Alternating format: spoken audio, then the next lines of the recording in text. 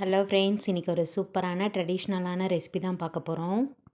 அதுக்காக பார்த்திங்கன்னா 2 கப் மைதா எடுத்திருக்கேன். 2 டேபிள் ஸ்பூன் ரவை, கொஞ்சமாக உப்பு ஆட் பண்ணிக்கலாம். கொஞ்சம் கொஞ்சமாக தண்ணி ஆட் பண்ணிவிட்டு நல்லா சப்பாத்தி மாவு பதத்துக்கு நல்லா கெட்டியாக பிசைஞ்சிக்கலாங்க. மாவு ஒரு 10 நிமிஷம் நல்லா ஊறட்டும். அதுக்குள்ளேயே நம்ம ஸ்டஃபிங் ரெடி பண்ணிடலாம். கொஞ்சமாக பொட்டுக்கடலை எடுத்திருக்கேன். இது என்னென்னு பார்த்திங்கன்னா, நான் கொப்பரைக்காய் எடுத்திருக்கேன். நீங்கள் நார்மல் தேங்காயும் யூஸ் பண்ணிக்கலாம்.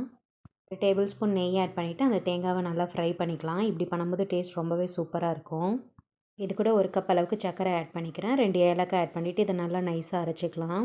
நம்ம ஃப்ரை பண்ணி வச்சுருக்க தேங்காய் கூட ஆட் பண்ணிவிட்டு இதை நல்லா மிக்ஸ் பண்ணி விட்டுட்டா ஸ்டஃபிங் ரெடி ஆயிடுச்சு. மாவும் நல்லா ஊறிடுச்சு. இதை நம்ம நைஸாக எந்த அளவுக்கு தேய்க்க முடியுமோ அந்தளவுக்கு தேய்ச்சிக்கலாம். அப்போ தான் சோமாஸ் நல்லா கிறிஸ்பியாக வரும். நீங்கள் இந்த மாதிரி ஒரு மூடி வச்சு இப்படியும் கட் பண்ணி எடுத்துக்கலாம். என்னடா தீபாவளி முடிஞ்சு பலகாரம் செய்கிறேன்னு பார்க்குறீங்களா? இது வந்த கெஸ்ட்டுக்காக ரிட்டன் கொடுத்து விடுறதுக்காக பண்ணிகிட்ருக்கேன்.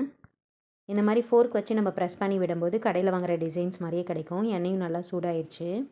2 சைடும் நல்லா ப்ரௌன் கலர் வர வரைக்கும் ஃப்ரை பண்ணி எடுத்துக்கலாம். சூப்பர் அண்ட் கிறிஸ்பியான சோமாஸ் ரெடி ஆயிடுச்சு. கண்டிப்பாக இந்த ரெசிபியை ட்ரை பண்ணி பாருங்கள். இந்த வீடியோ பிடிச்சிருந்தால் லைக் பண்ணுங்கள், ஷேர் பண்ணுங்கள். அப்படியே மறக்காமல் நம்ம சேனலை சப்ஸ்கிரைப் பண்ணுங்கள்.